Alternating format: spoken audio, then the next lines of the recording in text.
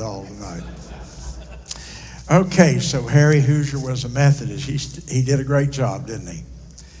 Okay, would you open your Bible, please? The book of Genesis tonight, chapter number 49. Genesis chapter 49.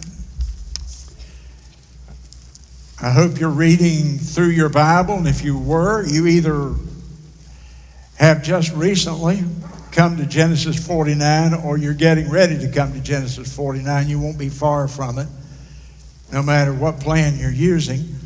And tonight, stand with me as we read Genesis chapter 49, verse 1. And Jacob called unto his sons, and he said, Gather yourselves together, that I may tell you that which shall befall you in the last days.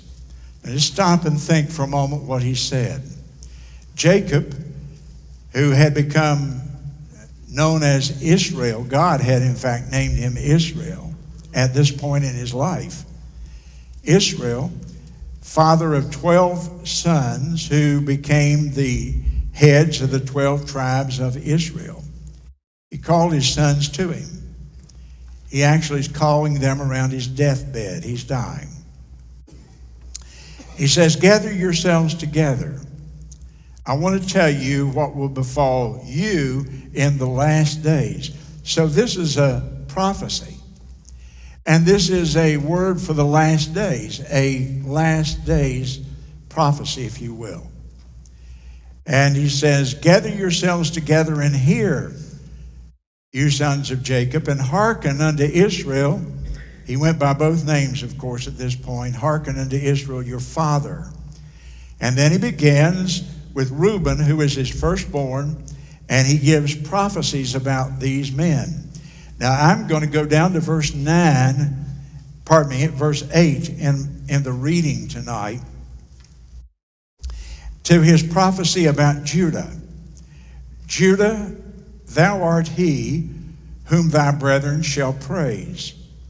Thy hand shall be in the neck of thine enemies. Thy father's children shall bow down before thee. Judah is a lion's whelp. A whelp is a cub, a very young lion. Judah is a lion's whelp, and from the prey, my son, thou art going up. He stooped down, he couched as a lion, and as an old lion, who shall rouse him up?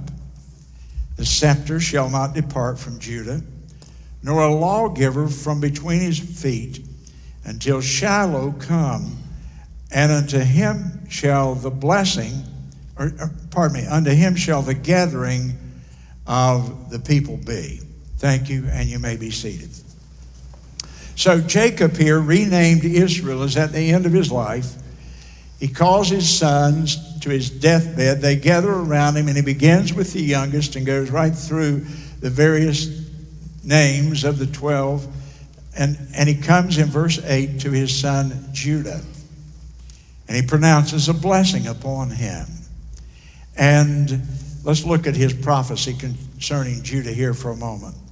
Judah, thou art he whom thy brethren shall praise. And so Judah is going to be praised by his brethren. Now, if you want to make your little note there about Judah, where it says his name, in verse 8, you can circle his name. His name literally means praise, or praise of God. So his